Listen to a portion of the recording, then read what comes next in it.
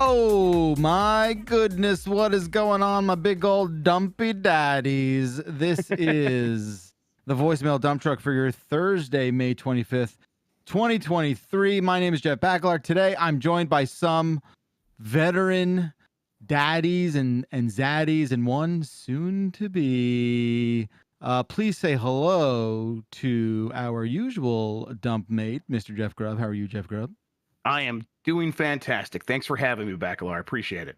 It's my pleasure. Patrick Klepek, how are you, sir? Welcome to the show. A lot of the terminology on the show is wildly upsetting. I mean, you're going to have to just deal with it. You got to get on board. Who is the oldest kid? Probably me. Yeah, Baclar. Okay. Yeah. Most people just say, like, it's great to be here. Kids. Yeah.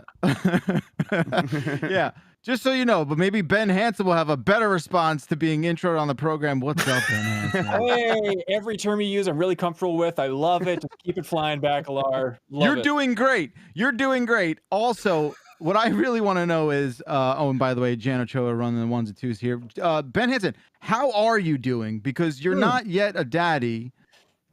How are you feeling? How's your hairline? Yeah, what's happening? Describe my feeling right now. It's primarily not yet a daddy. That's kind of the overwhelming conclusion. I feel like an imposter being here. This is like dad podcasting is a whole different realm. I've looked up to dad podcasters. Feels like my whole life, and now to be on with all these dads, it's like gotta find better role models. I shouldn't be here right now. Explains a lot about your situation in life that you've been looking up to dad podcasters. I think. True. Patrick's right. Yeah. You know, I'm sure we're going to do it a lot, but it's always a heartwarming thing. I mean, you talking about playing like Zelda with your kid on the podcast recently and stuff. It's like, that feels like the good stuff. I know there's a lot of stressful stuff on my horizon because I have a kid coming up back half of June. Like literal Horizon Zero Dawn situation. Yes, your kid is there. I hope it's like you're in the any day situation. Like literally, you have to be prepared at any moment. That you have the backpack for the hospital and stuff? Go bag. Yep. I got the go bag with all the goods. I don't have clothes in it yet. I'll get to that. You can grab those. Yeah, and it's just a bag, huh? It's not really. Well, I got my deodorant in there, extra toothbrush, toothpaste. All the important stuff. You got a switch, USB charger for the Switch. Just make sure you 101. No, but I don't know how much you all remember this phase of just the kids caused a lot of brain damage, so I definitely I don't remember a ton. I'll tell you that much. Yeah. But it was definitely mostly like just hurry up and wait. A lot of hurry up and wait, and like making sure everything's ready to go, and then wait. I remember a lot of that. But ours were, a lot of just like, okay, we're gonna have stuff kind of ready to go, and then all of a sudden, no, it's happening right now. You got to go. And so that was stressful, but also it happened so fast. You don't really have time to have actual feelings about it. You just have to react. Well, yeah, I went to like a full day parenting thing recently, which was very helpful. Like read books and listen to podcasts and stuff, but actually sitting down and actually asking questions for a full day seminar. I don't know what the hell you'd call it. That's a lot more prep work than I did. Godspeed. Okay. Yeah. I feel like there's like two routes you can go on it. It's like what I did, which is figure it out, and then other like a lot of like reading, prep work. And then we had like a book that we read is like. Once the kid was born, like stages, like things like that. But sure. I thought for me is like, if I go down the rabbit hole of reading everything, I feel like that was going to cause more stress than just sort of encountering the problems or issues as they came up. But like the thing about parenting, the answers change every 6 years. The new things your kids can die of, wildly different. All the time. Even between, there was a 3.5-year gap between, I have a almost 7-year-old and a 3-year-old. The things that like we did for that almost 7-year-old were things were like, well, we don't do that anymore. I was like, but we just did those a couple of years ago. No, those kill kids now. What? I'm making notes. What do you got? What shouldn't we do? What changed? It's a lot of it. A lot of it's the crib stuff. The crib stuff is always moving towards don't do this. Target. Because it killed some kid. And then like, well, I mean, a lot of it's just like, you used to have like things on the sides of cribs. Like now there's like nothing there. I mean, they'll go over it with you. Like that stuff is. Ben, are you getting the sleep box? Did they give you like basically a smooth cardboard box? Yeah, I wonder if this was a thing even around Dylan's time. It was like, we went to the hospital and they're like, you should just have her sleep in this cardboard box. No. Well, I don't know what that is. Yeah, it was you guys. Okay, yeah, the hospital just gave it to us. We had our own thing that was basically the equivalent of that, and we had her sleep in that, like in between us in the bed. But it's like, yeah, like the crib stuff was like the scariest thing, and they made a big deal about it. And they're like, this is just going to solve all your problems if you have them in this cardboard box, and like don't have anything else in there. It's all good. There's no like lid on it. You're not like sealing them in or anything. Of course. Make sure you poke some holes in it. The thing could breathe in it. We're not monsters. You're making this up. What sounds made up? I'll see if I can find a picture of it. You guys, you guys keep going. Look, listen. The look on Ben Hansen's face right now is actually making we're not me feel helping. bad. You maybe just log off. We never said we were going to help with this. This was never the point. You're going to be squirming for the next 90 minutes. I'm ready to. I'm here for it. Yeah, but like that class, it kind of, movies, I understand it's a time constraint there, so it's always like, water breaks, gotta go. But then the interesting thing is in this class. That's not even true. That's not even true. It's like, you gotta, they're like, when you start feeling the contractions, you got like 24 hours by and large before a baby comes. And so that's been reassuring because I've been like, in a sprinting position, ready to jump out the door. Sure. When with our second, which she was born March 2020, like right as COVID started, I'm like reloading a website where it's just like, are you allowed to come? Probably not. And like I was, thankfully, but my wife had just made this big spaghetti and meatball dinner. Looked delicious, smelled great. She's like putting noodles, like transferring from a pot, like into the sink and just kerplat. Like water breaks right in the kitchen. She calls, the nurse, asks, because I think the first time her water did not break. Like there was a whole other process, and she's like, what do I do? And they're like, should we get in the hospital? Like get in the car right now? Like, no, actually, like you should give it a little time, like, and then like just kind of work your way, to the hospital. And they said, by the way, she joked like, well, I just made this big pasta dinner. And they're like, yeah, you can't eat that. Like, we need you to not. Throw in the trash. Like, you can't. We need you to not shit anytime soon. And then she turned to me and I asked, I was like, we got time for me to eat it though? Hell yeah. And I did. Love that. I did. We did have time because we had to wait for someone to come watch our other child while we went down and took care of that. So you do have like a window. I mean, it all depends on each individual woman and like what their state, but like usually it's like that happens and it's like, oh, now a countdown has started. This is the box. Yeah, this we're is looking the at box. the box. Very similar. Right it was different like designs obviously on it, but basically this exact box, and the hospital just gave us it. Dude, and that like, is nice. I like Googled this. And it was like, there was a story from WebMD, like, why are babies sleeping in boxes? And the year it was from, the year my first daughter was born, when we got that box, which almost certainly says to me, it was now like a children have died and now they don't care about the box anymore. Exactly, right. It was probably like a thing that year, and then they just don't do it anymore. And that's like the wild thing, because you'll find out that you'll get a lot of advice from parents who are parents 20 years ago, and every single thing they say is wrong. Everything they say is wrong. So Chad has got us. The Steve 19, as of spring of 2022, baby boxes and all other flat infant sleepers will no longer meet the new Consumer Product Safety Commission standards for the bassinet category, and thus will no longer be available. That is a long way of saying somebody died. Yeah, somebody died, exactly. All I see is like like some sort of tribunal of like storks deciding all these rules and whatnot. It's insane. We heard Ben, the best advice I can give you is to just try and relax. That's it. It's just like sports. The people who are the most chill are gonna have the best fucking outcome. You just gotta be chill. I know it's impossible to say. No, the part that just freaked me out a little bit, other than everything, is like, I want to be put. This is weird. I want to be put on out.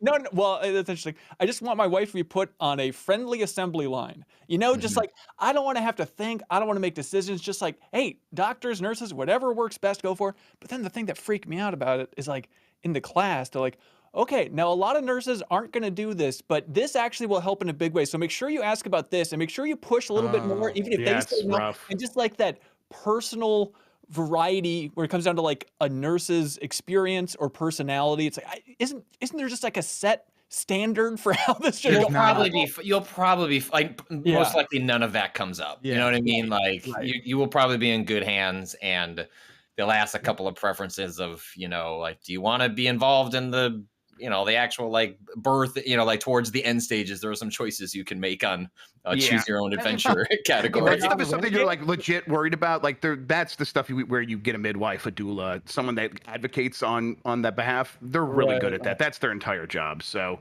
I don't know. That's stuff to consider. Because I was definitely in that situation a little bit, and I was like, I got the sense when it was all said and done, whatever the doctors and nurses wanted to happen was going to happen. Really, I even though I was advocating on my wife's behalf, what they wanted to happen was going to happen. It's like apparently you got to have that midwife or doula in there to actually facilitate those concerns.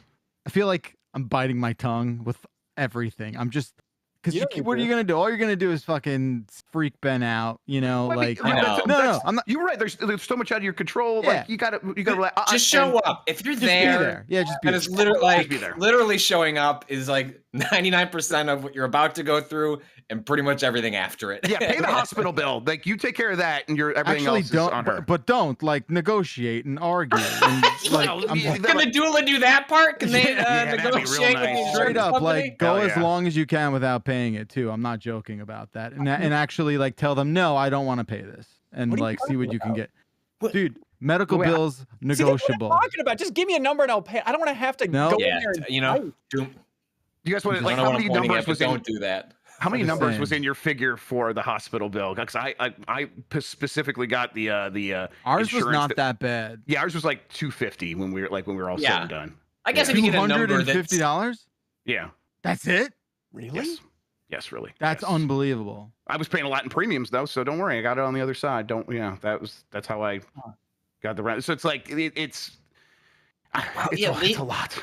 I think Lazy Con in the chat saying theirs was $10K. No, not. I don't know what I paid, but it was not. I guess the reason I balked at negotiating because whatever it was seemed. Well, that seems entirely reasonable for what I just went through. If I got a bill for $250, I would have gladly paid that right away. I got a bill for $5,500. I think it can be on any spectrum of $250 to $10,000, depending on your insurance and the hospital, all these other things in America. That wasn't just for the box. Are you sure?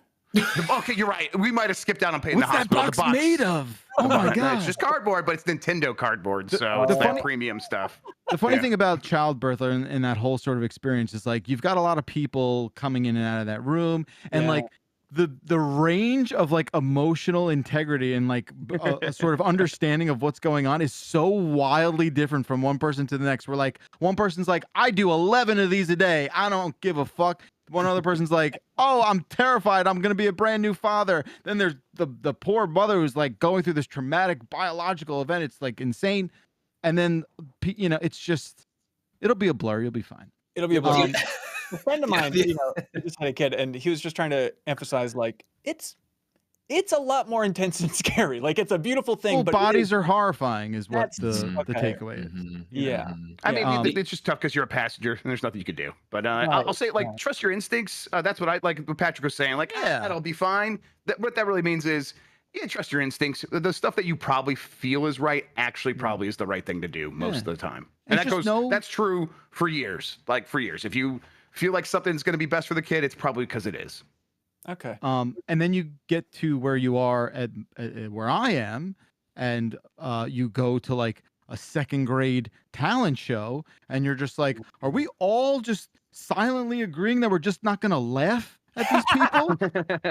Is that what we've all agreed on? We're just because it's hilarious what's happening. Yes, and it's very embarrassing. We're not laughing at children. And we're all agreeing without that's part of being anything. a parent. That's one of the implicit agreements is that we're all just not gonna laugh at these little idiots. Yeah, because you record it and then you laugh with drinks with the other parents later, and you go look at these dumbasses. You got it right, Patrick. It's up on YouTube right now. You can enjoy it for yourself. There you go. By the way, this is a call-in show. 707 exit flu is our phone number. We did ask for daddy and mommy questions before we went live this week. So we'll see what we got. We've got a couple of voicemails to choose from, curated by the one, the only Jan Ochoa. We're going to go around the room and get to as many as we can in the next hour or so. Let's start things off with the one, the only Patrick Klepek. Please choose a voicemail, sir. Oh, so I get to pick one from this? Certainly do, my friend. Oh, I know it's not easy. I know. okay, so doo-doo has a lot of potential. And I think one of the things, expecting a dad, being an expecting dad, one of the first things you're going to start encountering is the bodily fluid thing, both in the process of the labor, you're just not, and it's and then like also 30 when minutes the you're kid not is care alive. anymore. Oh, yeah. Jesus. But it is a bit of a, well, you don't care, but then they get 6 months old and then food's introduced and then it smells. Then you're like, oh, that's what shit actually smells like. Yeah, that's true. God, because that's true. I don't mean to be like, this is like a little, it can't be TMI, it's all dads, but like the first 6 months of poop, it's more just like an ooze. Yeah, easy almost. And it doesn't have much of a smell, or it doesn't smell like poop. But then honestly, it's because it smells kind of sweet. Actually, it's like yes. It's I like wish you're gonna have a color chart. That. You're gonna have a color chart. I did this for my wife because she would constantly panic about it. We like printed out a boom. These are the colors to worry about from poop, and it's like basically it amounts to like red, bad, but like it was still the colors are different. The colors are different. Oh, anyway, I'm going with perfect person to have here right now. Thank you. Oh God. Hey, Dunk Crew, this is Johnny from San Leandro. So I just want to ask you guys, what is your favorite word that? Hey, Dunk Crew, this is Johnny from San Leandro. So I just want to ask you guys, what is your favorite word that makes you laugh? Mine is dodo. Alrighty, love you guys. Bye. Okay. It was Curveball. Dodo, Patrick. Dodo. We were looking for Dodo. Favorite word that makes me laugh. I don't know that I have like one that immediately comes to mind, but staying within the parenting realm. So my 3-year-old is, it's around 2 where their brains really turn on, language starts really coming into play. And then around 3 is when they're processing that language and like no consequences of like bad words and things like that's potty language, because things they're hearing at daycare. And so my oldest, our favorite, so she's not like watching TikTok, but like we'll sit and like scroll through on my phone every once in a while. So my algorithm has become her algorithm because we're kind of picking and choosing based on what she thinks is funny. And like I would say a good 50% of the videos that show up now are videos of children swearing, and it's just me and my oldest watching these videos because she is a bit of a stickler, and I'm hoping she gets that stick out of her ass when she grows up. Jessica, it'll be okay.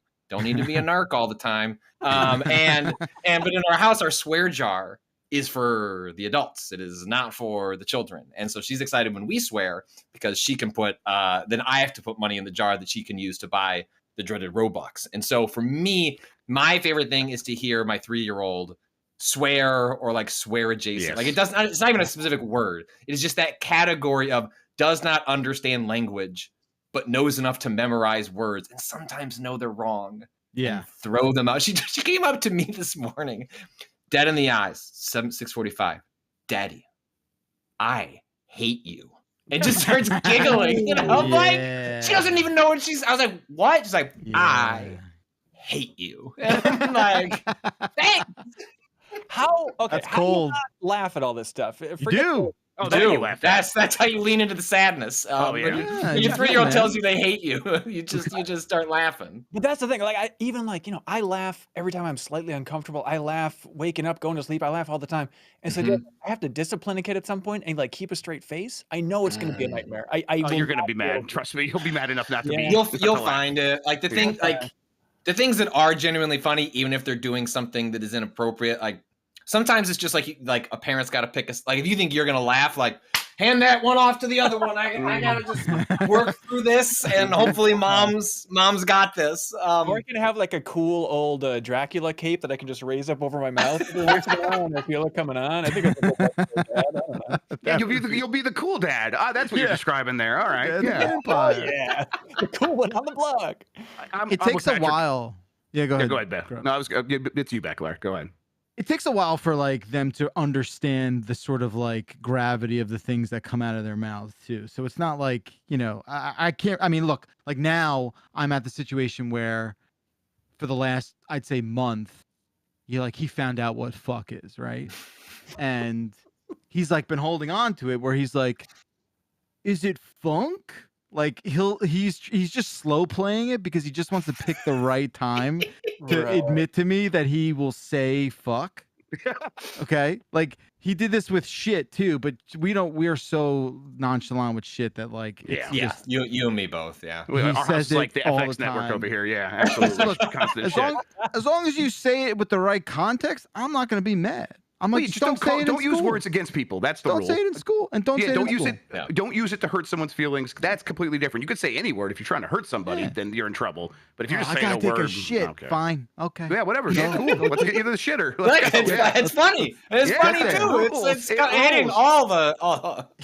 So the other day I was putting him to sleep, and he goes, "Okay, I think I know what the F word is," and I'm like, "All right, let's have it out. Let's do it." He's like, someone in kindergarten said it today. I said, "Someone in kindergarten said it today? You're 8 already. Like that's 2 years younger than you." He's like, "Yeah." He said he missed a soccer ball at recess, and he said, "Oh fuck," and I'm like, "Yep, that's the word, buddy. Now, come on, that's the bad one. That's the one people really get upset about." He's like, "I know. I won't say it." But he knows. That's the part that matters. A friend of mine is one of those people who every other word out of his mouth is a swear word. Like the swears don't even register. It's like they're not used as punctuation points when they speak. It is just every other word of their mouth is fuck or shit. And so we were at a outdoor barbecue last summer, and he's sitting next to me telling me a story, and I don't even process the swear words at this point because I'm just so used to that's just the way he speaks. But my oldest is sitting next to me eating a pile of chips, and like 2 different times she kind of raises her hands like, "Hey, could you like stop swearing?" So something like that's inappropriate basically. And he would try, then 10 seconds later just slip right back into it. And finally he looks at her and is like, "Well, what's the bad word I'm saying anyway?" And again, this is the kid that doesn't swear, and just turns to him and goes, "Just stop saying fuck." And I'm dying. I was like, "Good for you." Like she picked her moment. Yeah, just stop saying fuck, man. Like, come on. You know? I'm trying to think in the spirit of the caller's question. I don't know if I have a word that like always makes me crack up. There's just I don't know. We thought of are you familiar with Humperdinck? Yeah, I feel like I've heard that. Well, Humperdinck. That was a chosen name, right? That was his stage name, Engelberg Humperdinck. I don't know. I bring it up because I wrote into the Bombcast a while ago about the most popular karaoke songs of all time, according to that big karaoke YouTube. Yes, you did. Oh, that's right. I don't believe it, by the way. Engelbert Humperdinck. You can look it up. This is Cara Fun on YouTube. And you guys were laying into me like, "Oh, makes sense. What a Hansen list. Of course, it comes from him. Very min-max." I'm like, what? I stand by that. It's a fact. I'm sharing a fact with you. There is no way that's a fact. Maybe on that channel. Cara Fun on YouTube. It's public data. You're going to tell me that you think the #1 most popular karaoke song is a song from Engelberg Humperdinck? Yeah, I didn't play it 38 million times. I'm just a messenger, man. I don't know. And I can't explain it. Can we even trust karaoke data? Like, can we even karaoke's going to be manipulating that for sure. All right, Ben Hansen, it is your turn to pick a voicemail. Have at it, sir. Let's jinx things. Let's go. GreatDad.mp3, please. Here we go. Hey, Dumpers.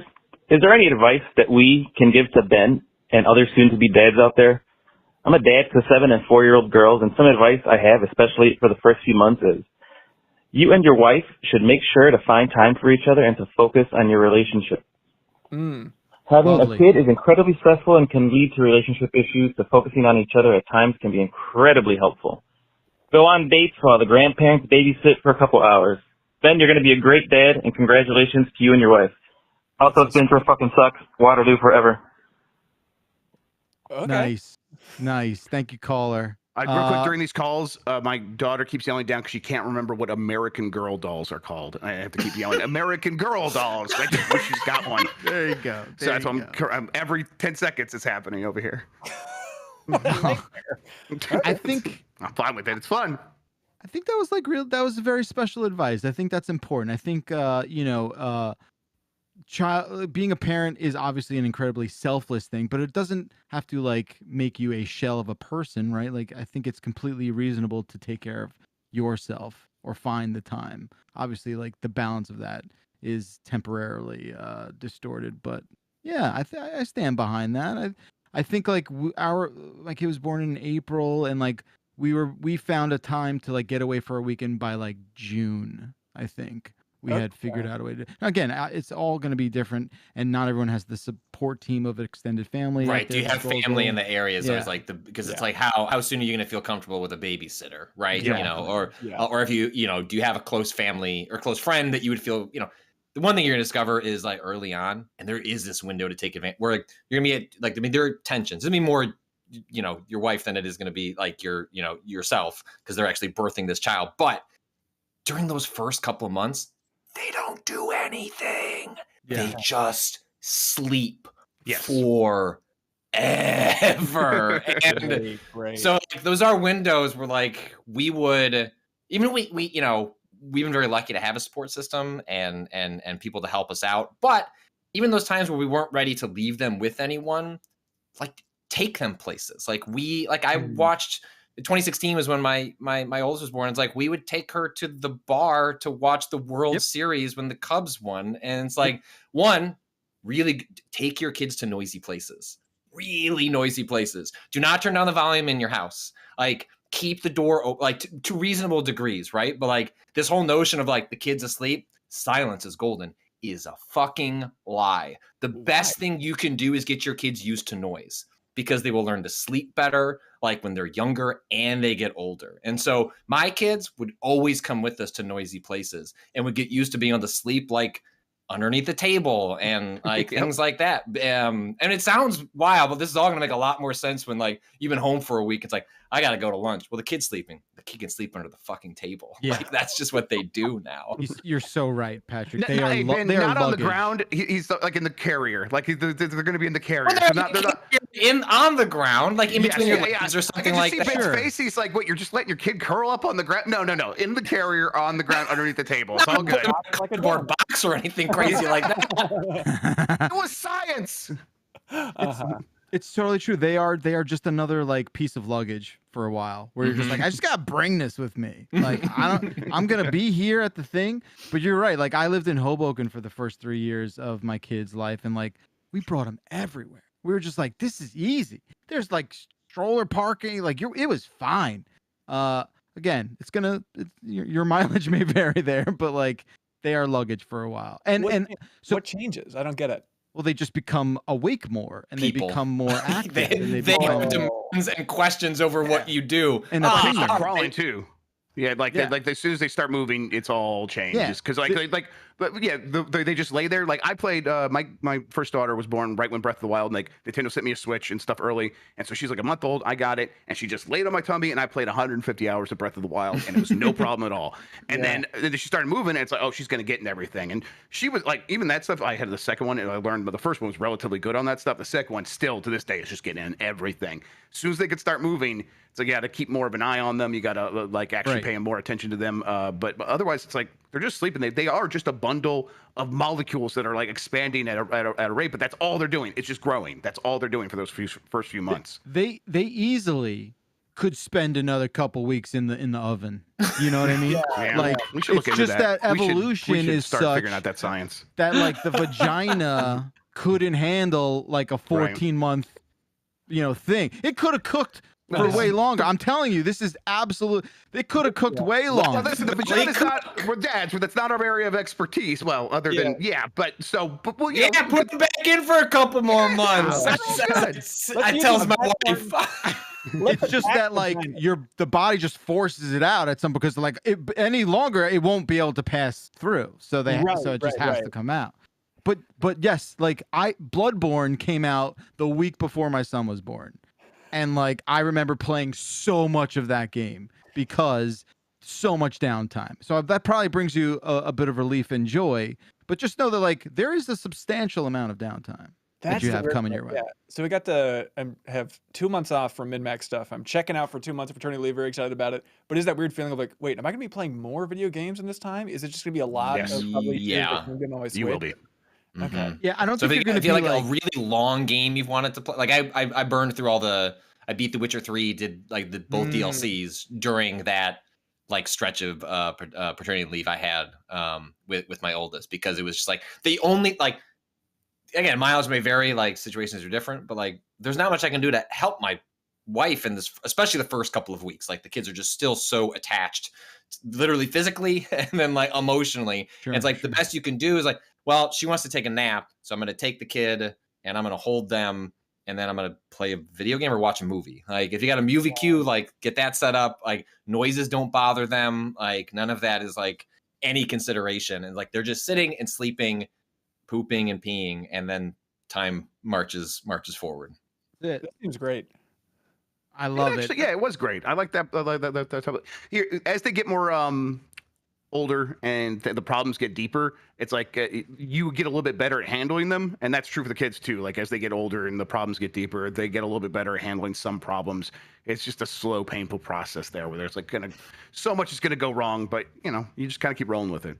Yeah. How'd you all handle gamer merch? I feel like we're already getting so many gifts where it's just like, enter player 3. Yeah, PlayStation sent me the onesie. I wish I could find it. And all. Okay. All right. You're talking about like dressing your child in gamer merch. I feel like all gifts that we're getting from people already is all gamer. I mean, look. Well, not all, but more than I would like, because everyone thinks they're so clever. It's like, hey, wait a minute. Yeah, I know. It's annoying. It's cringy. You kind of just have to take it. Yeah. It's just like, what do people are trying to be nice and like We're gonna grow out of it so within fast. Right. Yeah, it doesn't matter. And ultimately, you're gonna use it. Yeah, you'll be grateful to have it at some point, because it's all going to be puking shit on everything anyway. Right, You're just going to be like, this is just a rag that I'm throwing away now. Yes. That kind of thing. I have other stupid specific questions? Yes, Ben Hansen. I have a million. Okay, I heard you mention at some point on a podcast, Grub, they're like, oh, you love snacks. Like if there's some snack in your house, you're going to devour it. Because I am definitely in that same camp. I feel like my only saving grace is I just keep snacks out of the house, and I feel like having kids, this is going to be a problem. I'm just Wow. You know what's really fun now is like the kids they have snacks, and I will occasionally do the thing where I'll eat a bunch of them. I always leave enough for everybody, but you eat a bunch. You eat one time, you eat a few too many, and forever it's like, we can't show these to Dad. He'll eat them all. And now it's like that's the joke inside my house. So like even the wife gets in on it. I'm like, I promise you, I want to feed you so much all the time. Leave me alone. You just really honestly what you're gonna discover is trying to feed the kids is that's the biggest hassle as they get older, because they're gonna go through waves of being picky, and some things they're into, some things they're not, and then when they are into something, you're like, oh, we'll get 1,000,000 of those. You're gonna actually eat them. A week later they don't give a shit about it anymore. In fact, they hate it now. Yeah. You're gonna just mostly not have time to think about your own cravings anymore when it comes to actual time to feed the kids. So, if you have one particular snack, just actually keep that for yourself. Give yourself permission to have a snack that you actually do want in the house, that you actually want just for you. Right. And then the rest of the time, you're going to be thinking about their meals so much that you just won't have time to think about it. And then your kids will start talking back, and it's like you'll go to get a beer for yourself from the fridge, and they'll ask for a juice box, and you'll say, no, you already had one. And then they'll say, isn't that your second beer? And I'll say, go fuck yourself. You're right. Go get another juice box. Like, fine, you gotta go to bed in 20 minutes anyway. Drinking, at what point, or did you ever hit a point of like, I can't have too many beers when this baby may come any second of any day? Like, you gotta be I was mindful of that. Level of thing. I was mindful of that in like week 37. Yeah, only week 37. We didn't have anybody around to help, so like I was always kind of mindful about that stuff. And then, I mean, tell you what, these days I don't give a fuck. You're in the clear. We're all in the clear now, right? Yeah, but I mean, like, getting no help around, but like whatever, we'll figure it out. Yeah, we're out of the shit. Those last couple of weeks, it's just like, I mean, I can't imagine like what are you worried? You got a couple of Friday night 2 a.m. benders that are coming up. I know, Ben. Like, I think you need to work avoidable. Like, you're right. Thursday night having 4 IPAs while you play it. You know what I mean? Like, I think it's like being mindful, I just like made sure to go to bed by like midnight on like stuff like that. Like that's the kind of things where I kind of kept myself. You really are best friends with Dan Reichert, aren't you, man? I don't want to talk about it. What questions should I be asking? I feel like every question I've asked, you're just gonna be like, oh boy, you got no idea. No, but I'll say this: like, if this is the level of granularity you're at, where you're down to these sort of like, should I be drunk all the time questions, you're fine, dude. Like, you're fine, man. You're gonna be fine. What about the super big boring one? Hey, what about screen time, dads? How do you handle it? Don't worry about it. It's not even a thing right now for you, bud. It was a made up thing. It was like anytime someone says they care about screen time, your first question should be like, do you vaccinate your kids? Because I bet you they don't. Almost certainly. No, I promise you. Like that's where that stuff comes from. Your like they're everywhere. Your kids are going to be fine. Screen time's not going to hurt your kids, not really. And like, you want to like what is worse for your kids to discover how to use technology and screens at someone else's house, which is what they're going to do if they don't learn how to use it. Like it's like like every kid is different. Where like I've had friends where their kids get like for example, like really wound up by like action based cartoons, and so they do try to avoid those because their kid like turns into kind of a little monster if they're watching Spider-Man or something. So they do try to work around that. But like, that's just individual behaviors of kids. Like, and plus there's just incredible control. Like my kids, like they're both on iPads, and like it has granular screen time things where like I can give them 15 minutes, an hour. When my kid wakes up in the morning, she is not allowed to wake us up until the youngest wakes us up. So she gets up at like 6:15. That's fine for you to get up. And you can go get your iPad, and she gets 30 minutes. And it's like either two things happen. One, you run out of that 30 minutes, and then you can go wake up mom and dad, and we'll figure out the rest of the morning. Two, like your sister wakes up, and then we're all up because she's 3 and can't be told to just like entertain herself. And like, that's how devices are like incredibly useful. And it's like, yes, like go get on there, watch your videos, play your games for half an hour. That buys us time. Everyone gets to sleep a little longer. And then it locks, and she has to ask for more time, and like it's a relationship. Like, and that stuff's super easy to use these days. Yeah, it all like pushes to your phone or a watch or a computer. And the like, Amazon Fire tablets, they try to buy an app. It's like I get an email right away. I look and see what it is. Is it 99 cents and it's a book she wants to read? Yeah, go ahead, go to town. Right. That's fine. It's pretty straightforward stuff. It's like the two things is modeling. It is actually way more important than dictating their behavior too much. Yeah. Think about what you're doing. Are you on the screen all the time? Then they're going to be on the screen all the time. Are you like pretty frequently reading a book? That's going to look really. The kids will internalize that. That is huge. And then I forgot what the other thing is because, like I said, the kids cause brain damage. So.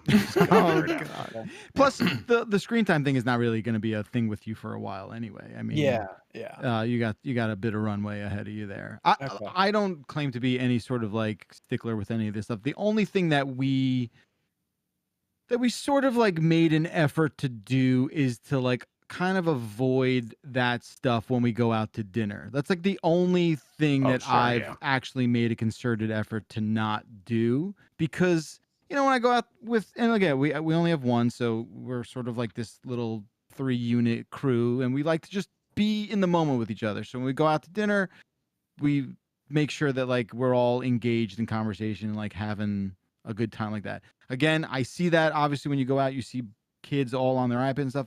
I don't judge that. I'm just saying it's a nice thing that I was able to like reel in, and I'm happy that we have that now with him. Well, and context always matters, right? Like, is it a family lunch or something you're going to in which you have like a focused attention of the family? If you are at like a larger like family gathering where it's like, look, we're not just sitting down to eat and then we're leaving. It's like, hey, we're gonna be here for like 2+ hours. Like, just be good and eat your food for the first 40, and then if you've done well.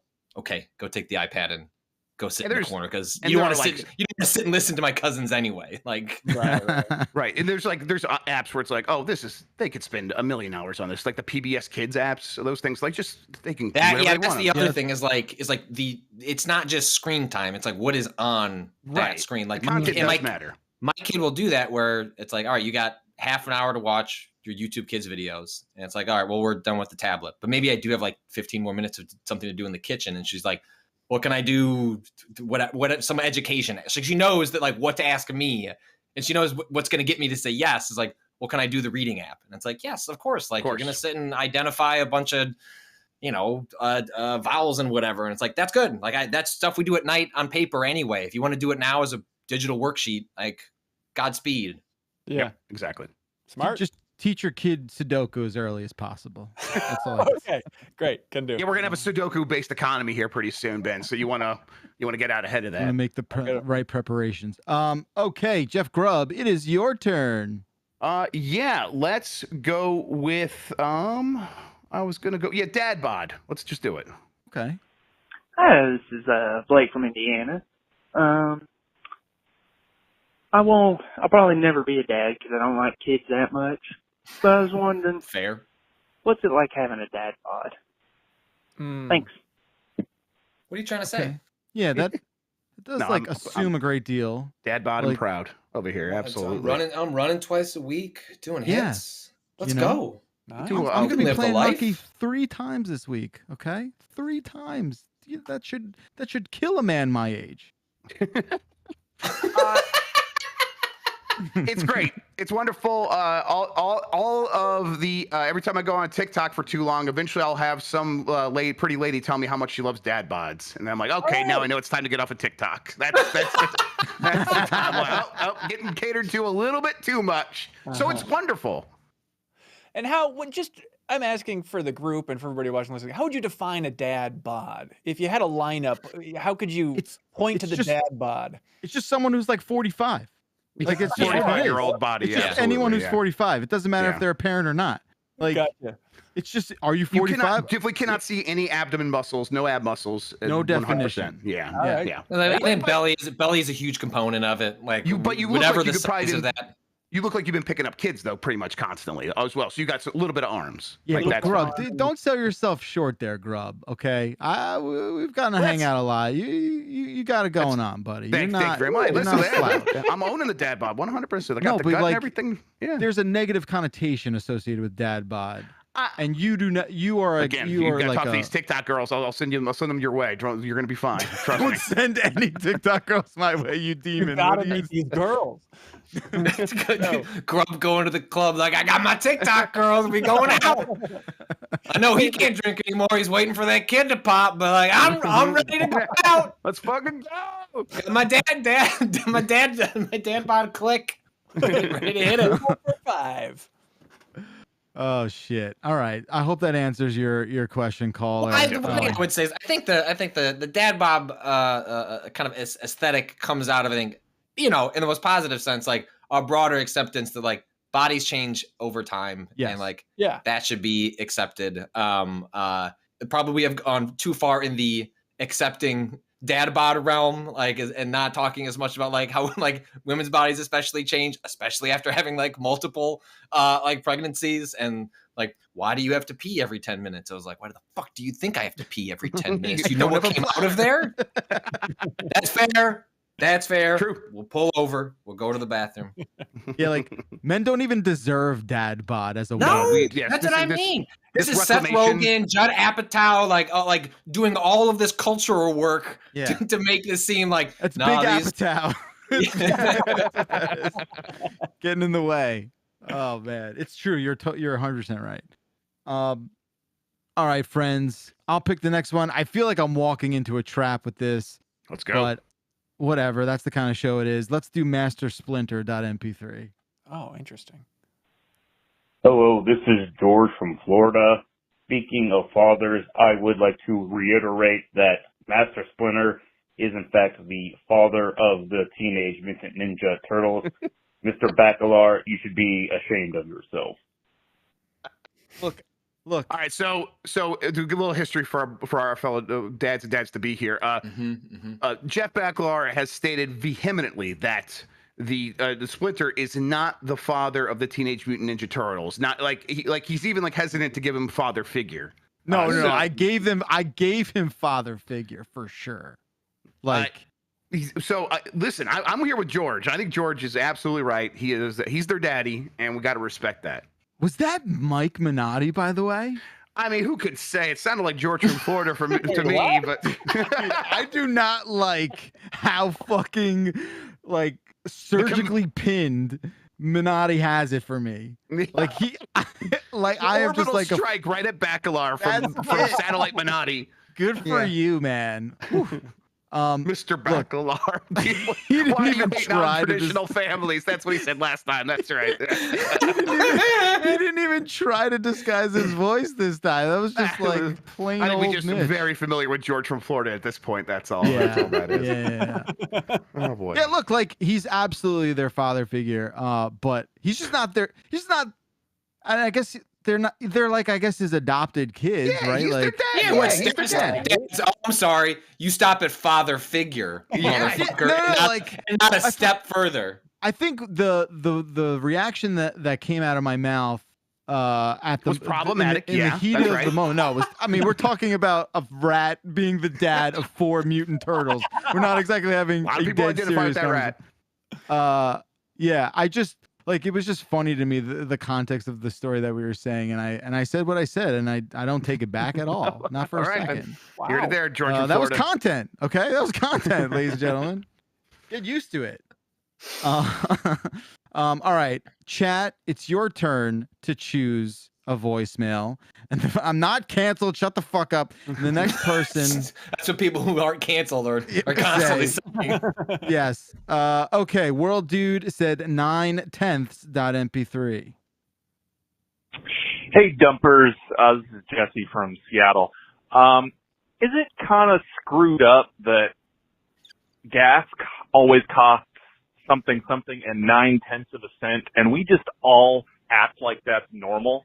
Like, you're charging us 9/10 of a penny for every gallon of gas, and we just pretend that that's a thing that should be done. It's screwed up. I feel like my question ran out of gas. That's a voicemail question for sure. That's how they go. Get him, Patrick. Apparently, this is a tax thing. This is a thing that that state and local governments do on gas to get a little something on the top. Why it's like 1/10 of a cent? I have no idea. Or 9/10 of a cent. I thought it was because it was like when gas first came out. It was less than a penny. What, you think they're just doing that to put it on there for old time's sake? Like a legacy thing? Yeah, like nostalgia. The practice of tacking 9/10 of a cent on the end of the gas price goes back to when gas cost only pennies per gallon. What? Oh, okay, and was a tax imposed by the state and federal government. So I think maybe we're both right. Yeah, that sounds okay. Cool. Googling, yeah. I stopped thinking about this about like 17 years old. It's like a certain point, the gas just goes in the car and then I go do my thing. But oh man, I'm totally with you. I have a policy of. What's your policy? You have a gas policy? I don't look at prices really of anything. Like gas. I'm Hell not. yeah. I'm not what a buying life. Crap. Man, get me on that min-max train, baby. Someone hasn't spent half their salary on children's stuff. Let me tell you, sir. Do you have a Costco membership? No. You will soon. Is that okay? But it's just like the grocery store, like comparing, like, oh, you save 4 cents with this one, like that type of thing. I've never cared about, and I've never really looked at gas prices. Like the idea of like, I don't know how it's going up and down. I just don't look at those signs. I'm not. Your monocle fell out over there real quick. It's like, hey, I'm about to lose my job next week. If I like have a Patreon, is this what my life becomes? No. Apparently, I swear, it's pure ignorance. Ben's like, I don't look at gas prices. My driver does. Holy shit, dude. You're gonna like. It's a fine way to save money, comparing and contrasting brands at a store. It's just. I think in spirit, I'm mostly with you though, Ben. I find it exhausting. Okay. I don't like thinking about prices too much. But when it's time to save money, it's like honestly though, I would like start like cutting like subscription services and stuff like that first. A lot of those things would go, and then it's like then I'd be like, okay, I probably wouldn't go so far as to like cut coupons. Again, that's just something because I would just that's like seems like such a chore to me. Yes. But paying attention at the store of like, oh, this thing that I normally would get is $1.50 more expensive than this other brand that says it has all the same things in it. I guess I'm gonna go with that for now. Like a lot of like over-the-counter medicines and stuff. Flonase. Yeah. I'll get the store brand Flonase. Okay. Let's fucking go. I can see that. I do think this increases when you have kids, right? Where you are buying such hyper-specific things for kids, and then it's like, okay, I'm buying this every week. Is there a version of this that is cheaper or bigger? That like if I could buy bigger milk, I would. Like, I can buy milk in like a set of 3, but that's not my problem. Can I buy in a set of 6? Can I get bigger milk? No, I'm contained because we just chew through them. Same with bagels. Like, they're just like certain things that come into like your kids' lives that you could not buy big enough, or like because you're just gonna scrub through it so fucking fast. And so then that's when you start kind of price shopping because, well, one, kids standards. Oh yeah, just garbage. Get down here. We don't know. Everything. We're dumb little kids. So just buy them trash. Yes, my kids' motto that I have for them is kids love trash. They love trash. They don't just like tolerate trash. They love trash. Trash TV, trash food, trash everything. And it's all right. Oscar the Grouch is over here. Let's just shovel this shit in there. Yeah. You'll get used to it real quick. That's why Zelda was such an epiphany, because like that was the first not trash thing he's enjoyed in his entire life. It's so weird. He does have very specific blueberry waffle taste. Like he will only eat Trader Joe's blueberry waffles. And we've tried to sneak in like does he go to the country club with Ben Hansen? What's going on here? The pinky could not be raised higher. And the dude's like we've totally snuck in one, like a Lego blueberry waffle that's like a fraction of the price. And like the bite will be in his mouth and he won't even like do more than one chew. It's just like, what is this bullshit? You know, like, and just, he knows. It's so frustrating because you're like, God, you'll eat anything else. Why is it this one thing that you can tell is not like made with caviar? It's crazy. It's absolutely crazy. Look, I think when you're talking about the being picky with the price of gas, like, don't forget, gas is also one of those things where like, who the fuck is shopping around for gas, right? Like time is money. My mom is, but like your time is valuable. That's you are paying for the convenience, right? There, you have to factor that in. So I stand by that. But everything else, Ben, I don't know. Numbers. Maybe look at the price. Okay. Okay. Got it. Thanks. Just check your credit card statement when it comes every month. You'd be shocked at how different the price in like bundles of bananas could be between a couple of different places. Those are things that. And my wife has done a lot more of the heavy lifting on that, but she would tell me, she's like, all right, I know I'm going to ask her to go pick up something or somewhere else. But she's like, it's like $3 cheaper. And we buy those like 2 bundles every week because she like makes smoothies every morning. It's like, all right, you start adding that up. It's like, all right, that's $6 a week, 4 times a week to like 12, you know what I mean? And all of a sudden we're at hundreds of dollars. There you go. All right. I cannot believe the pace that we're going here today. Hey, it is what it is. It's fine. That's what pace I like of a father. See. Yeah, the dads answer voicemails at their own pace. That's right. The pace of a father getting ready for a thing he doesn't want to attend. Just get ready to stand up at a family outing. Just give me a second here. All right. We're going to loop back around to Patrick. It's probably going to be your last voicemail choice of the day. Make it a good one, buddy. Okay, I am. Ooh, maybe I just have to do this. Wasn't the one I was going to choose, but I didn't see this one. I think I don't live in Chicago. I tell people I live in Chicago because I'm not going to tell you which northwest suburb I live in because you're not going to know what that is. But I think if you can leave your wallet in the car at all times. Exactly. I think I'm going to have to choose Chicago area as a result. Hey, Dumpers. This is Mike in Chicago. This question goes out to Patrick.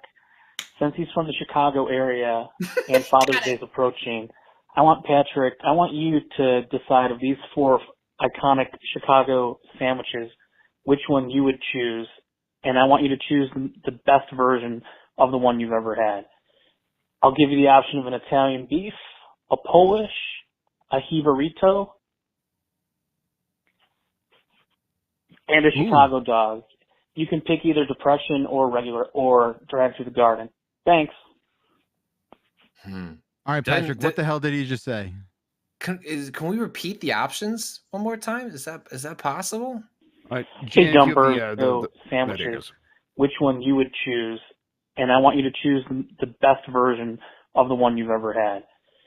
I'll give you the option of an Italian beef, a Polish, a Jibarito, and a Chicago dog. You can pick either depression or regular or drive through the garden. Right. Thanks. It's all right. I don't know what a Jibarito is. I got to be honest there. Me neither. I've never even heard of that. And I love Chicago cuisine, I guess we'll call it. I love so much, like Chicago dogs, the Italian beef. I don't know. Actually, I don't know what a Polish is. What's a Polish? Man, burrito is Puerto Rican. Yeah, that looks fucking delicious. Oh my god, that looks good. Burrito. Is that a what is that? It's plantains. I thought it was fried plantains on top. All right, that's my favorite. I've never had it, but I'm gonna take one down. Oh, I have never had one of these. Plantains for the buns. That's insane and delicious. Really weird. Oh man, I love fried plantains. We went to Jamaica for our honeymoon, and it was like all inclusive, and like every meal was like fried plantains, and I'm like, yeah, definitely, 100%. Shove those things down my gullet. Absolutely. Yeah, I assume as Guru Bands from the chat is pointing out that a Polish is probably a Polish sausage sandwich. That would be my guess. I'm assuming maybe in the gap there was deep dish pizza, but of these 4 options, it would be this is a real homer answer, but the Portillo's Italian beef, double dipped, so that you are now double dip essentially means it's wet.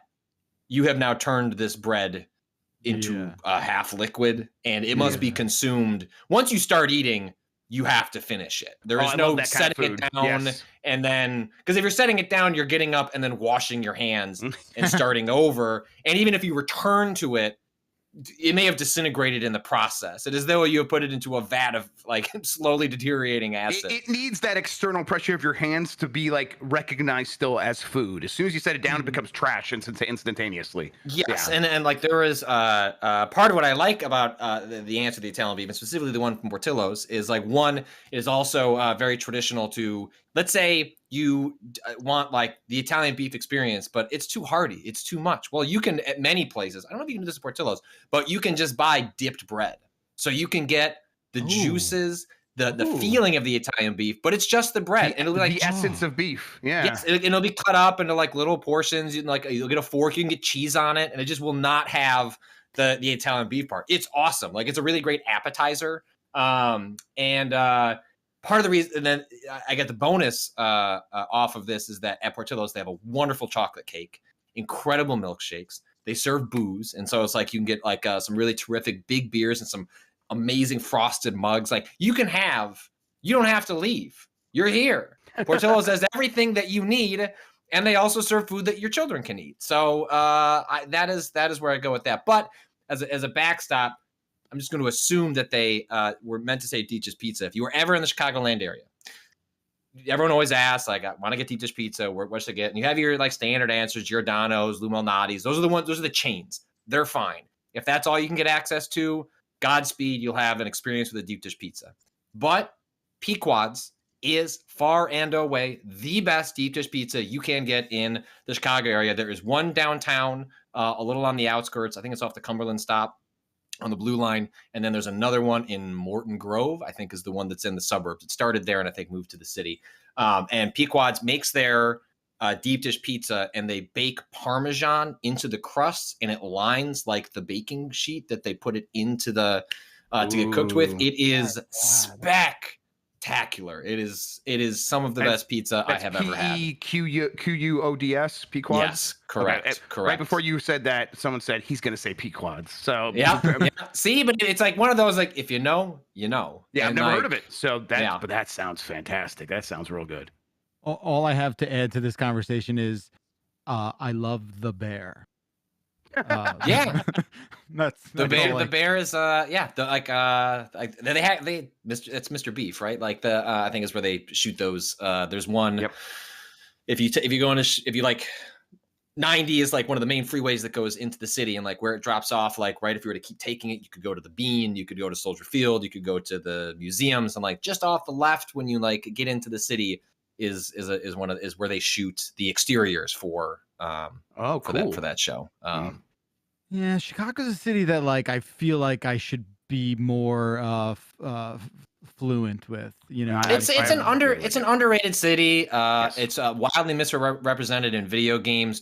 I would quantify as an offensive. Watch Dogs is a documentary. I'm sorry. Yeah, it is true. Like just outside of downtown Chicago, or just the hills of Colorado, as depicted by watchdogs. God damn it.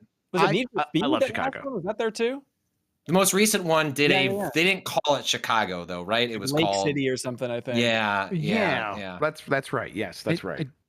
I'm sure that's true, Patrick. I'm not in any way downplaying what you just said about Chicago being misrepresented. I go back to this all the time. I'm not sure any city has been more misrepresented than what Max Payne 3 thought Hoboken, New Jersey was. I don't know if you remember the beginning of that game, but my God, it was basically just like one burned out factory, and that was it.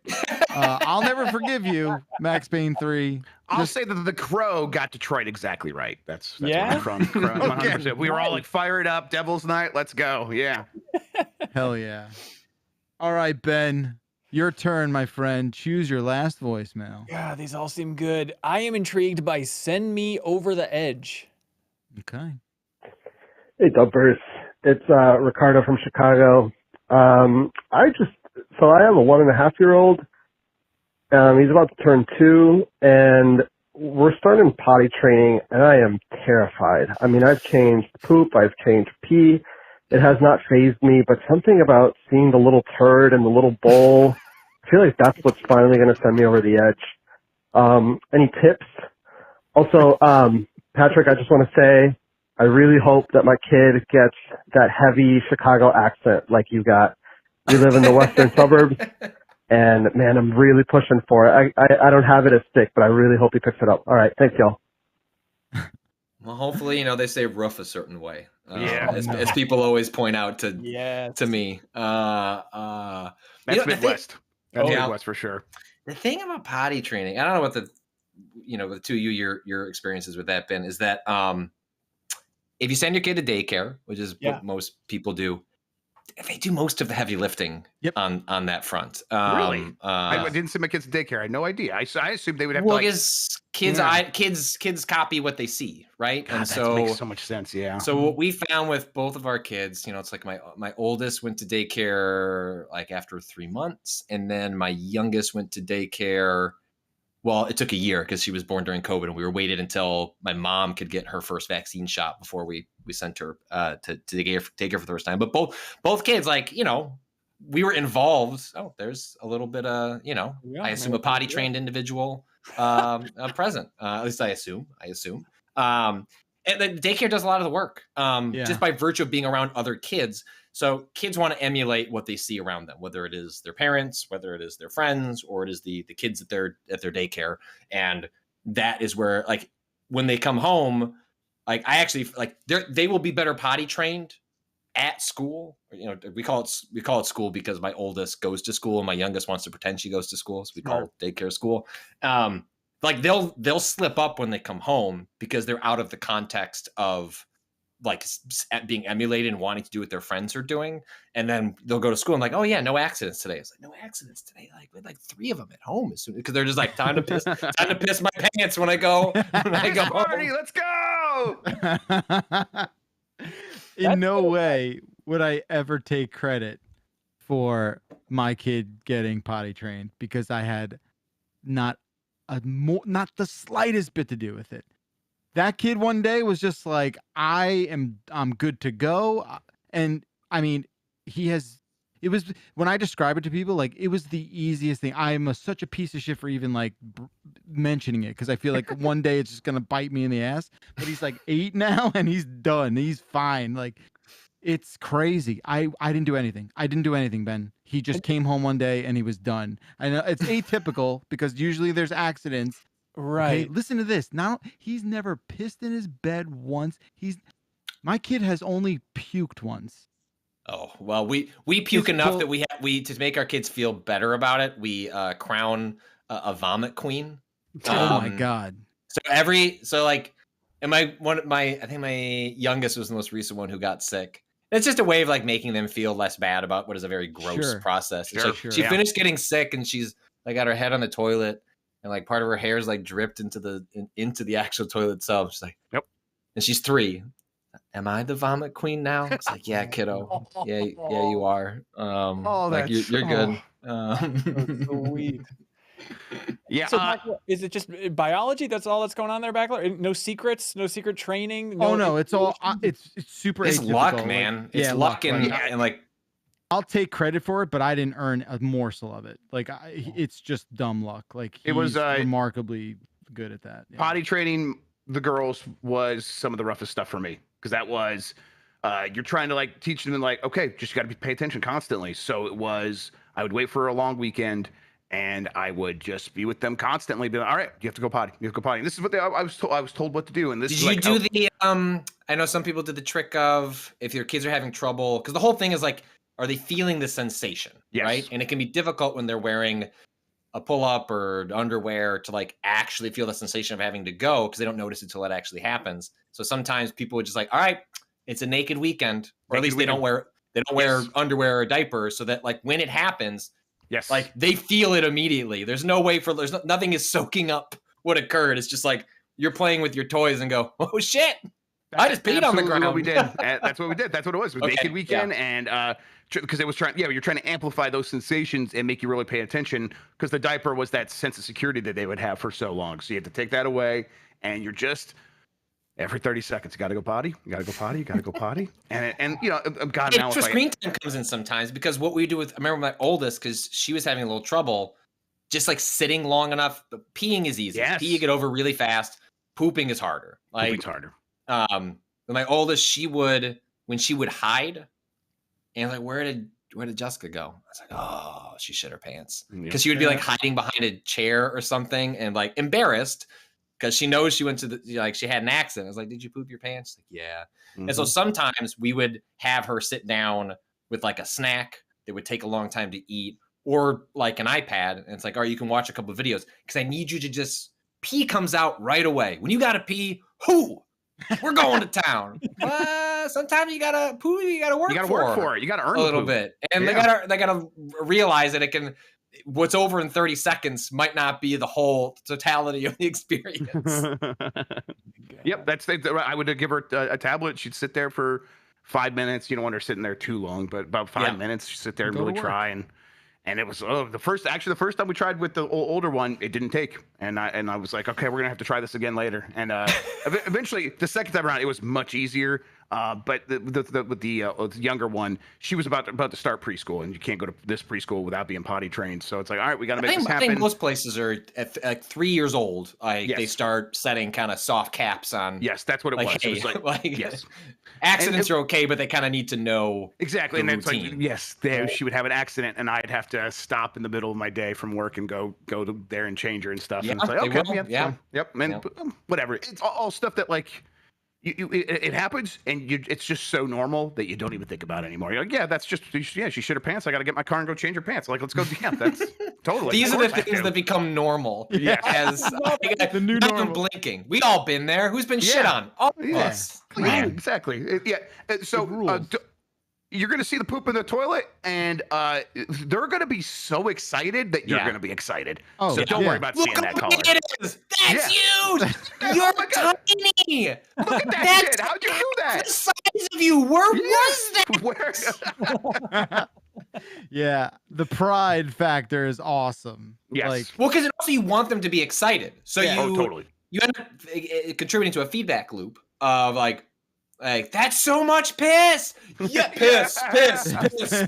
Because that was the hard part about like when it like was getting long, like the long days of those long weekends where I was trying to train her, and it's like the 5th time that day that we've tried and nothing's happened, and I'm still gotta be like, awesome attempt. That's great. So I don't believe anything I'm saying anymore, but whatever. even to this day, like once a week, I'll hear him in his bathroom call out to me, and he'll be like, "Hey, Dad." I'm like, "Yeah, buddy." He goes, "Remember last week when I made you come in here and look at the poop I made?" I'm like, "Yeah. I swear, Dad, this time it's even bigger."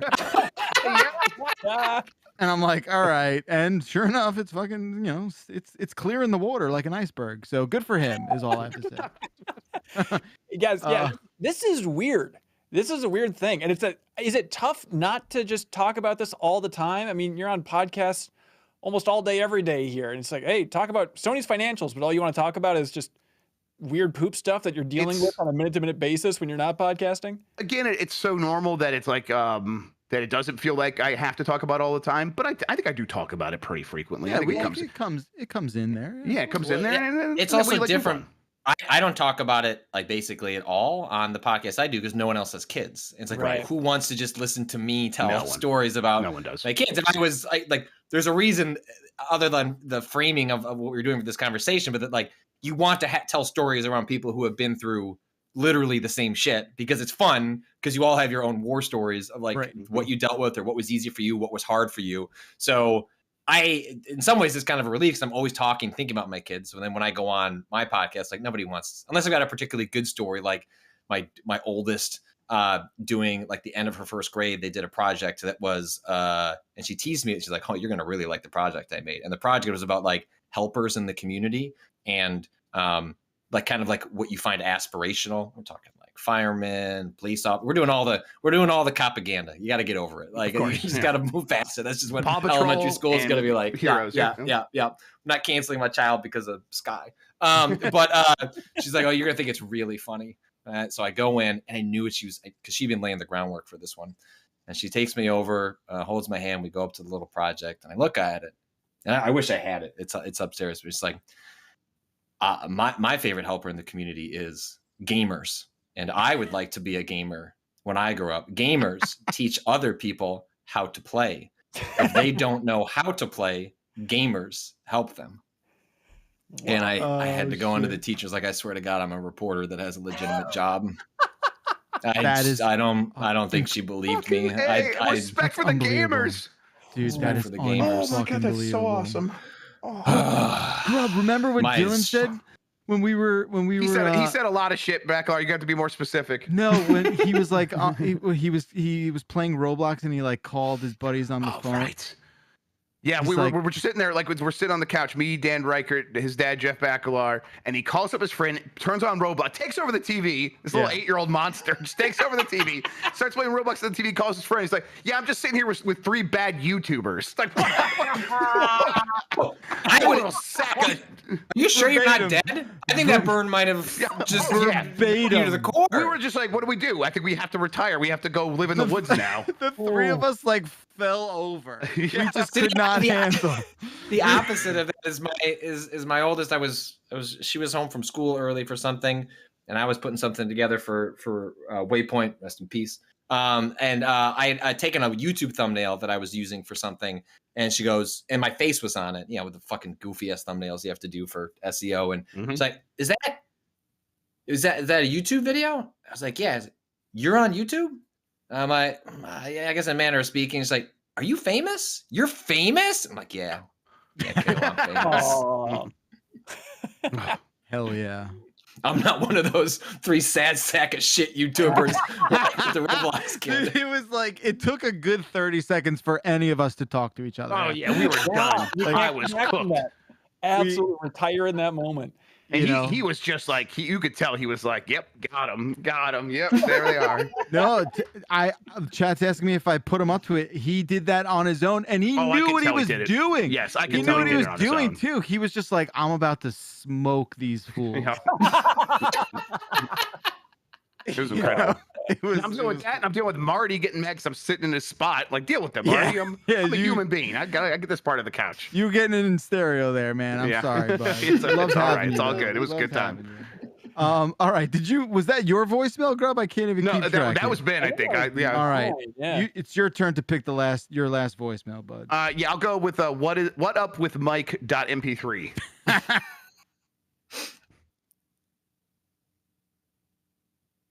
We lose. Oh, right. Jan's gone. Jan said that in the chat. Jan is gone for 3 minutes. He's gone for 3 minutes? Oh, Jan's okay. All right. Well, what is up with Mike? Yeah, let's just talk about it. Honestly, what a bizarre figure.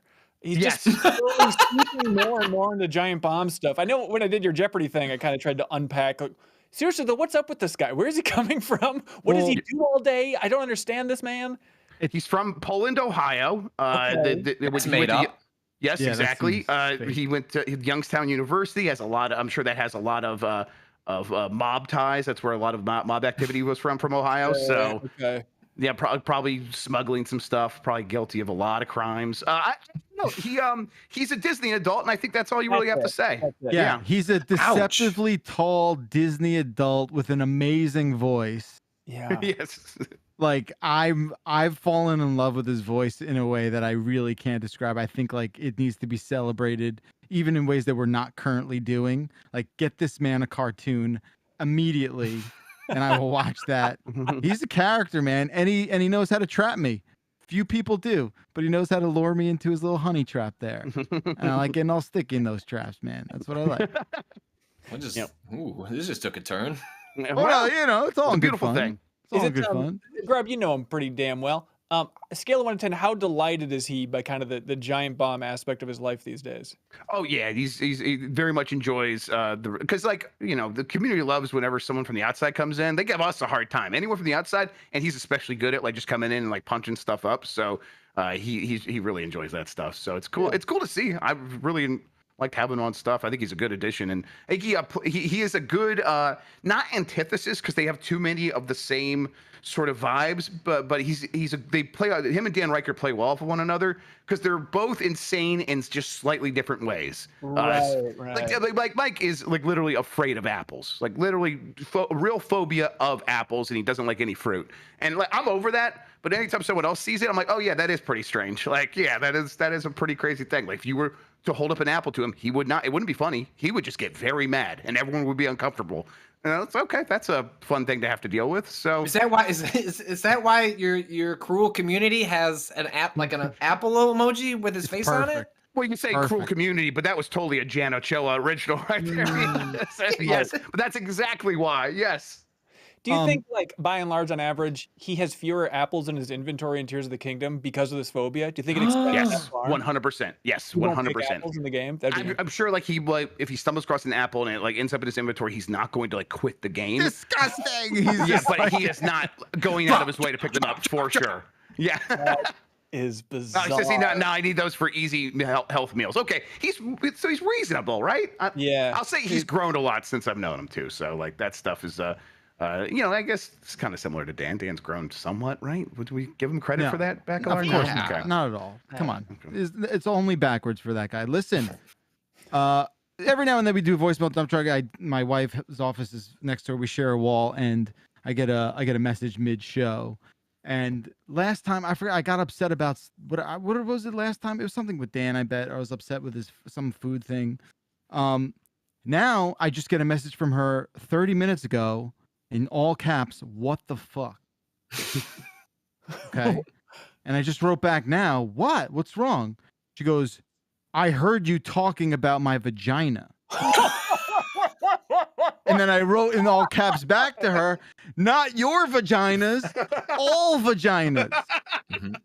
Because I was talking about how the human body is human body. Sure, the royal vagina, right? Exactly. You really sold that one.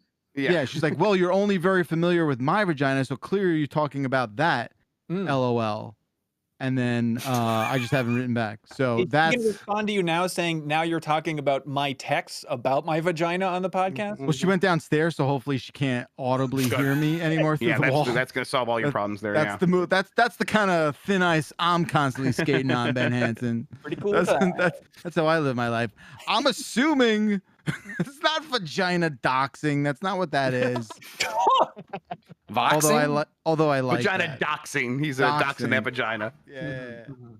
Pretty great. I got a dumb question. Oh, go ahead, but then Jan's back, and we'll get to that after the Hansen's question.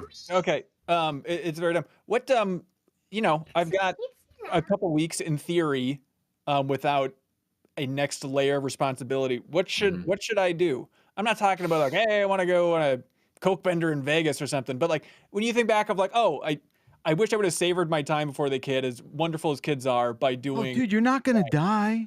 Okay, so I do.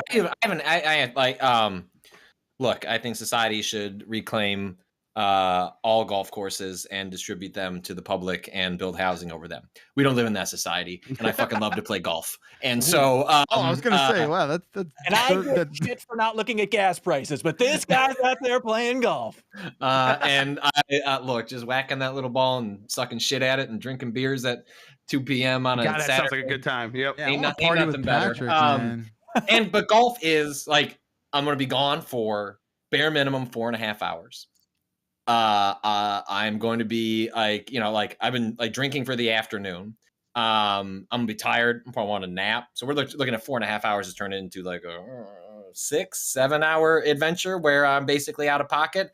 And that is extremely hard to justify, or harder to justify as one gets older. And so I guess my answer is like, what is the thing that takes a lot of time that you like to do that you would then feel guilty doing when you know that like you're leaving your partner with the child? And again, that 6-month window that you've got before there's like real responsibility, you can still wiggle that stuff in. It's like once they're moving, then they start talking, and that's all kind of out the window, or it becomes harder.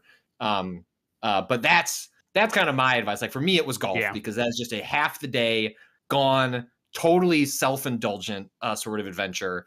And what is your equivalent of? Yeah, I did mine, so that's why it's like I traveled a lot for work, but I still counted because I went to like Singapore and Amsterdam and stuff like that, and like that was all in the year right before the first kid was born. And then I traveled so much that I kind of like got it out of my system to the point where I'm like, man, actually traveling kind of is a hassle sometimes. I'm glad I don't have to travel for a long time because I can just tell work, hey, I got a kid. And I'm good, and I don't want to travel, and so that was nice. And then going to the movies, I really like going to the movies. Something I started getting back in a little bit, but we had the Alamo Draft House there in Denver, and we would the chef Seth Rexroad, excuse me. He would put on these beer dinners where they would show a movie, and then he would cook a meal based on the events of that dinner, and then they would have a partner brewery from Colorado, all these microbreweries come in, and they would give us one beer after another, and they would bring stuff out at like particular scenes, like Inglourious Bastards, like they're having the dessert scene, they would just bring us that dessert right then, and then they would bring another beer. And we went to literally like 40 of these in 1 year, like just before the kid was born, and it was the best. It was so good, and I honestly don't even know if they do them anymore. But I'm like glad we did as many of them as we possibly could at that time, because there was a lot of really good memories, a lot of really fun stuff, and it was like that's the kind of thing when I have my time and I could spend it how I want, that's what I would be doing anyhow. So yeah, that's what I did.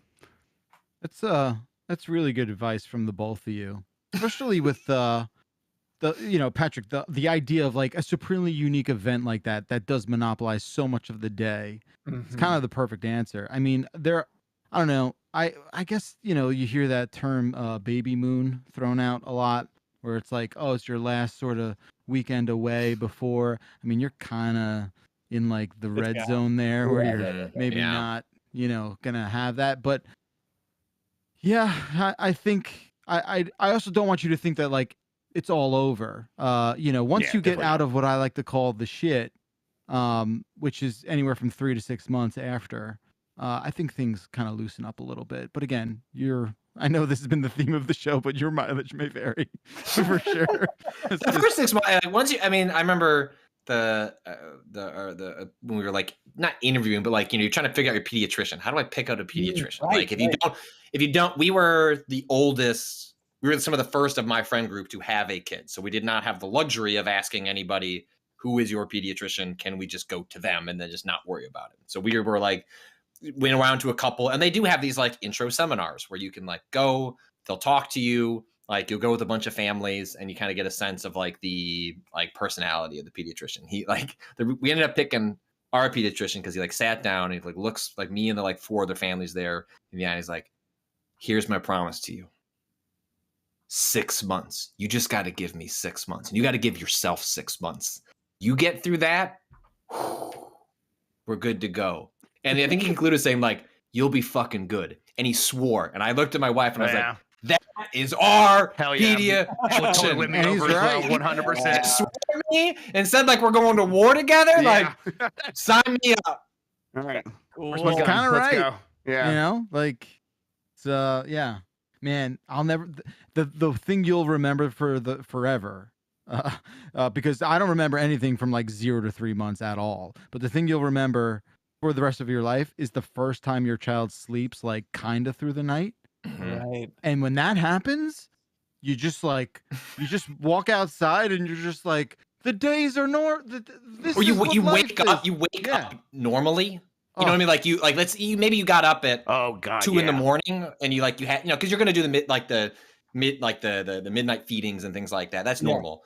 But like the bliss that is just waking up naturally, not an alarm, not a kid crying, and it's like 7:45 and you open your eyes and go, what woke me up? Yeah. Nothing woke me cool. You know, it's all a Metroidvania. For the next 6 years, you're just granted little perks as you go. Like all of a sudden you get back sleep and you're like, oh, sick, I can do that. You figure out now some again. shortcuts and it's dope. Oh shit, what? You're going to wake up and like watch TV by yourself? Fuck. You've got friends? Yeah. That dad is pretty cool and likes to drink beer. We can just start drinking at 3:00 and then you'll play with. This is sick. Nice. You know, it rules. All of a sudden, it's like, all those hearts get taken away at the beginning. You just slowly earn them back, baby. That's it. You're just earning them back. That's all.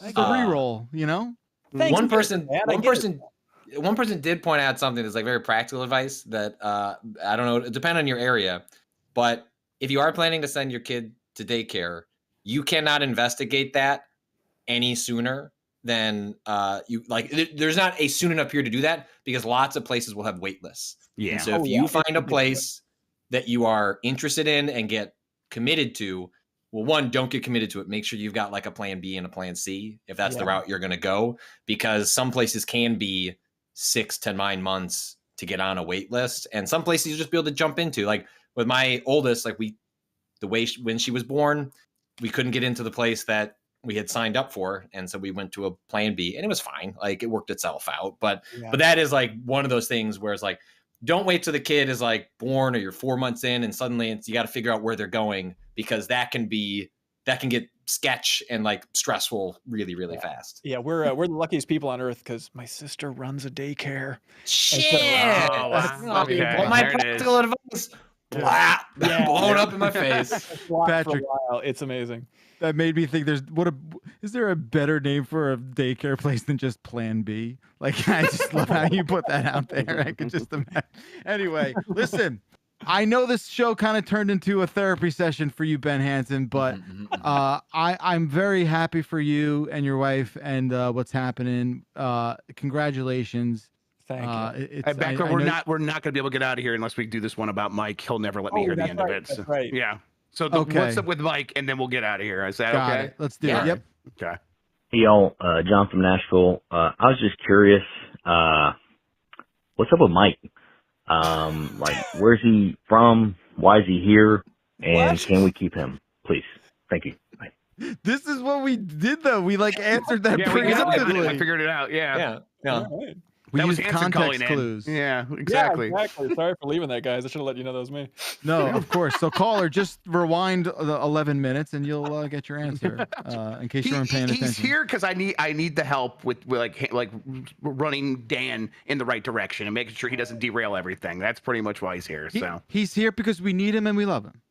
That's exactly right. That's right. So, no, we don't have time for one more. I'm sorry. We're keeping these gentlemen here longer than we promised them. Again, Ben Hansen and Patrick Klepek. Patrick, how are you doing, man? What's your story right now? How you feeling? Where are you from? When am I losing my job? Next Friday, June 2nd is the end of Waypoint. Is shutting down, losing my job. But I got a couple things going on. People should kind of stay tuned to hear about some more formal things next week. One that I can at least talk about now is next Friday.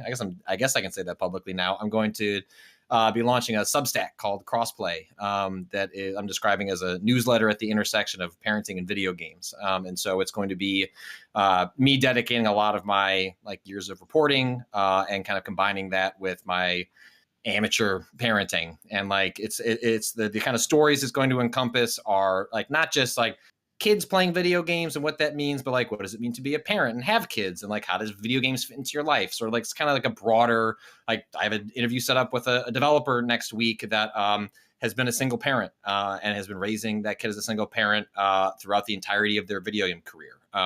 They've been making games. So I'm going to do a profile of that person and like how being a parent and being a single parent has been like as you've made games for 20, 30 years. So so that's gonna live. Crossplay.news is the like formal domain, or patrickklepek.substack.com. And so that is kind of one of my big side projects, that when I have severance this summer, it's like, I'm going to throw a dart and I'm going to see if something like this lands, and it could be something I could dedicate a lot of time to. And then sort of the future of the folks I work with at Waypoint. Stay tuned, I guess is what I would say. Excellent. Yeah, I'm sure that like figuring cool. that stuff out, it's got to be complicated. So yeah, good luck to all you guys figuring that out. It was a special crew for sure. Thank you. Appreciate that. Absolutely. Very excited to see what goes down. Ben Hansen, you got to come back when, I don't know, maybe 6 to 9 months from now. Okay. And report back. How about that? Yeah, I'll take notes for every moment of stress I have to the experience, then just unpack it all for the next therapy session 6 months from now. Yep. Don't worry. We'll get the copay information on your way out. Thank you both very much. Thank you to Jeff Grubb. Thank you, Jan Ochoa.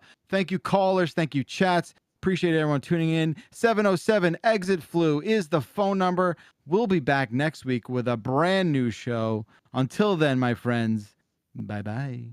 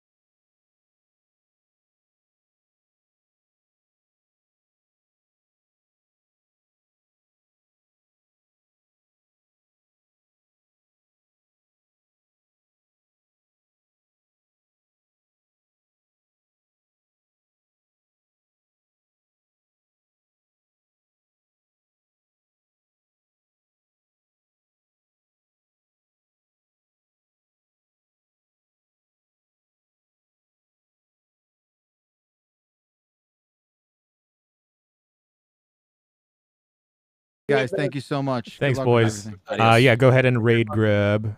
Okay, got it right now. We were just talking about this role play, so we'll raid Kate. There we go.